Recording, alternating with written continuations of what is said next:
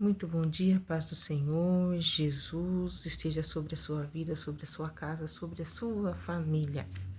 Essa que vos fala é a pastora Rosângela. Gostaria de compartilhar com vocês uma palavra em Salmos 89 e no verso 20 que diz assim: Encontrei Davi, meu servo, com meu santo óleo o ungi. A minha mão será firme com ele e o meu braço o fortalecerá. O inimigo jamais o surpreenderá, nem o há de afligir o filho da perversidade. Esmagarei diante dele os seus adversários e ferirei os que o odeiam.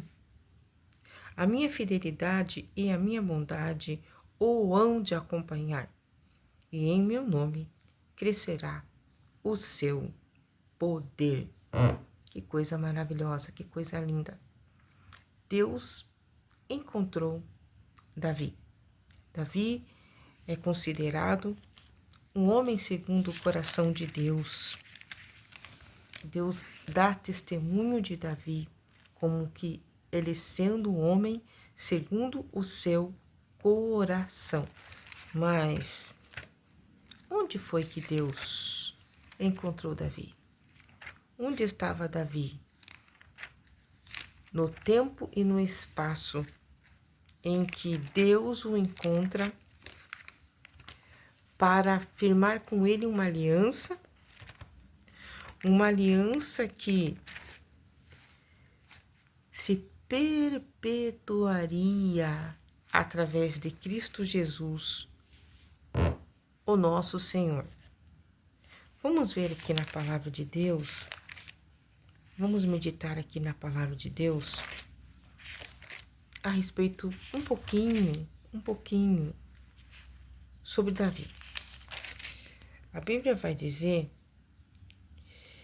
que Deus envia Samuel na casa de Jessé. Um certo dia, Deus chama Samuel, profeta de Deus, que profetizava para o povo de Israel. Samuel era profeta, Samuel era sacerdote e Samuel era juiz. E ele foi levantado por Deus para orientar, para julgar, para levar diante de Deus as iniquidades do povo de Israel, para que eles fossem perdoados e interceder pelo povo de Israel a Deus. Samuel, em determinado momento, foi ordenado a ir a Jessé, porque Deus já havia ungido a Saul, rei de Israel, e Saul havia desobedecido uma ordem clara de Deus. E Deus rejeitou a Saul e escolheu a Davi. Foi escolha de Deus. Deus escolheu a Davi. E é por isso que lá no Salmo 89 nós lemos: Encontrei a Davi, meu servo. Deus achou em Davi um coração capaz de se submeter à vontade de Deus. E nós vamos ver que quando Samuel ele entra na casa de Jessé para ungir um novo rei de Israel, vão passar diante de Jessé vários filhos daquele homem Jessé. Vão passar diante de Samuel vários filhos de Jessé. E ali vão passar rapazes que eram soldados, que eram alistados no exército de Saul, eram pessoas adestradas para a guerra, eram altos, valentes, valorosos e belos. E o próprio Samuel, quando os viu, achou que aquele que passou diante dos olhos dele era realmente aquele a quem o Senhor havia escolhido. No capítulo 16 do livro de 1 Samuel, está escrito assim: Sucedeu que, entrando eles, viu a Eliabe e disse consigo: Certamente está perante o Senhor o seu ungido. Porém, o Senhor disse a Samuel: Não atentes para a sua aparência, nem para a sua altura, porque o rejeitei. Porque o Senhor não vê como vê o homem. O homem vê o exterior, porém o Senhor o coração. Depois de Eliabe, passaram-se todos os filhos de Jessé, e cada um que passava, Samuel achava que era aquele jovem que seria ungido, de tão belos que eles eram, e de boa aparência, altos e valentes. Eles tinham uma presença que dava para se dizer: esse daí é o rei, hein? Esse daí é o rei que Jesus, é o rei que Deus escolheu. Passaram todos eles, todos, e nenhum deles, dos que ali passaram diante de Samuel, era o escolhido por Deus. A ponto de Samuel perguntar para Jessé: Louvado seja o nome do Senhor. No verso 11 do capítulo 16 do livro de 1 Samuel, está escrito assim: Perguntou Samuel a Jessé: Acabaram-se os teus filhos? Passou todos e nenhum o Senhor confirmou. E agora? Será que eu ouvi errado a ordem de Deus para vir aqui na casa de Jessé, de um rei? Passaram todos e o Senhor não confirmou nenhum. Então Jessé respondeu: Ainda falta o mais moço, ainda falta o mais moço, ainda falta o mais moço, ainda falta o mais moço, que está apacentando as ovelhas. Disse, pois, Samuel a Jessé: Manda chamá-lo, pois não nos assentaremos à mesa sem que ele venha. Onde é que estava Davi quando Deus ordena ao profeta Samuel para ir à casa de Jessé para ungir o novo rei de Israel? Davi estava trabalhando. Davi estava trabalhando para o seu pai Jessé. Davi estava cuidando das ovelhas do seu pai Jessé. Ele não era alto, não era formoso, ele era o menor, ele era o caçula. E alguns até dizem que ele era até desprezado pela sua família. Ele estava cuidando das ovelhas do seu pai. Estava no, entre aspas, anonimato. Não tinha status nenhum. Não fazia parte do exército do rei. Não tinha proximidade ao rei, e nem à corte, nem a sociedade mais alta daquele tempo dele ali. Mas o Senhor o encontrou naquele anonimato. E o Senhor o encontrou e o escolheu, porque, como disse para Samuel, atentou para o que estava no coração de Davi. Durante a história do rei Davi, tem algo que chama a atenção da gente. Tem algo que chama a atenção da gente. Mas Davi estava lá atrás das ovelhas, tudo bem que Deus mandou ungí-lo e Deus disse dele que era um homem segundo seu coração. Mas como é que Deus pode dizer que Davi era um homem segundo o coração dele, se Davi pecou daquela maneira, né?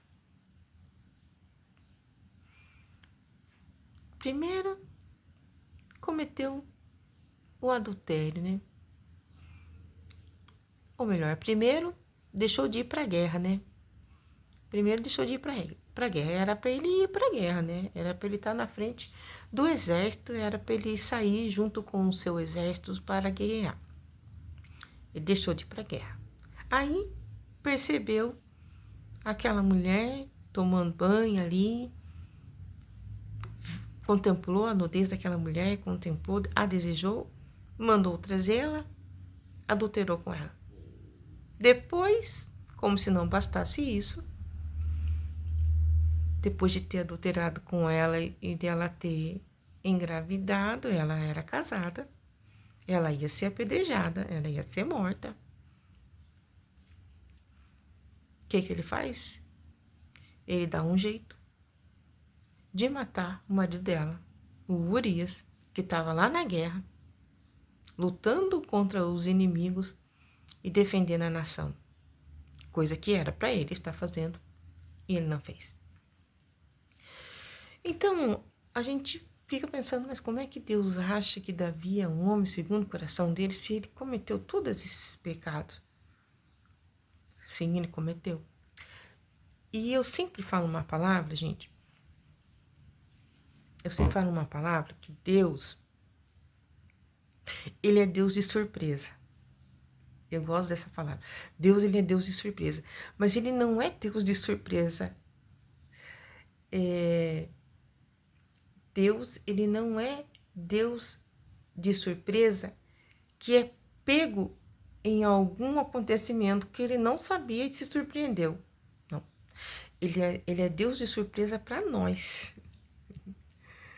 Porque nós não sabemos a maneira que ele vai trabalhar, nem a maneira que ele vai agir.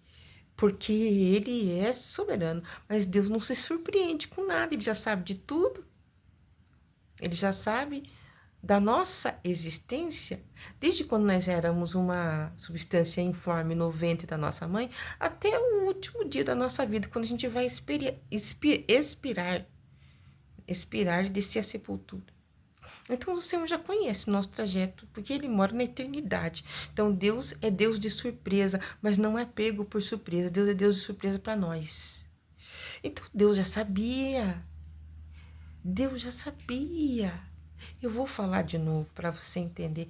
Deus já sabia. Aleluia, glória. Louvado seja o nome do Senhor. Deus já sabia que ia acontecer aquilo com Davi. Deus já sabia. E por que ainda assim o Senhor o escolheu por aí?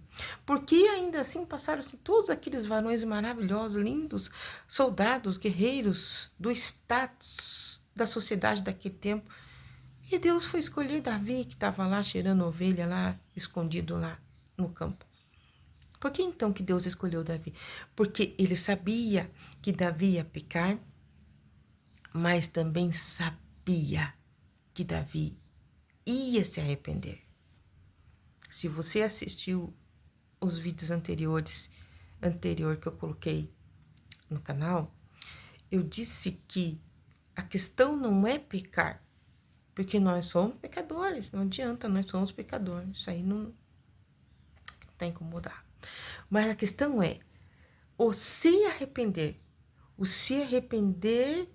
de uma tal forma que não volta a praticar o pecado. Então, Davi, ele pecou, mas se arrependeu. E ele se arrependeu de uma forma. Aleluia, glória a Jesus. Ele se arrependeu de uma forma, irmãos, tão maravilhosa. Emanassúria, aleluia, glória a Jesus. Estou sentindo a presença de Deus aqui. Que no Salmo de número 51 vai relatar o peso do arrependimento de Davi. Vai relatar. Então, no Salmo 51 e no verso 4, está assim escrito, ou melhor, eu vou ler desde o verso 1. Compadece-te de mim, ó Deus, segundo a tua benignidade e segundo a multidão das tuas misericórdias. Lava-me completamente da minha iniquidade e purifica-me do meu pecado, pois eu conheço as minhas transgressões, e o meu pecado está diante de mim.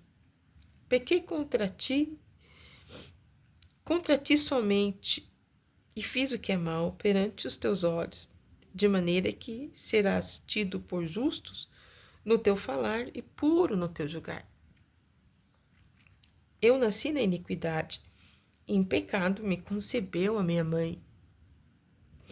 Eis que te comprases, na verdade, no íntimo, e no recôndito me fazes conhecer a sabedoria. Purifica-me com esopo e ficarei limpo. Lava-me e ficarei mais alvo que a neve. Faze-me ouvir júbilo e alegria, para que exultem os ossos que esmagaste. Esconde o rosto dos meus pecados e apaga todas as minhas iniquidades. Cria em mim, ó Deus, um coração puro. Renova dentro de mim um espírito inabalável. Não me repulses da tua presença e nem me retires o teu Espírito Santo. Restitui-me a alegria da tua salvação e sustenta-me com um espírito voluntário. Palavra do Senhor, queridos, nessa manhã. Com essas palavras eu quero dizer a você que Deus já sabia.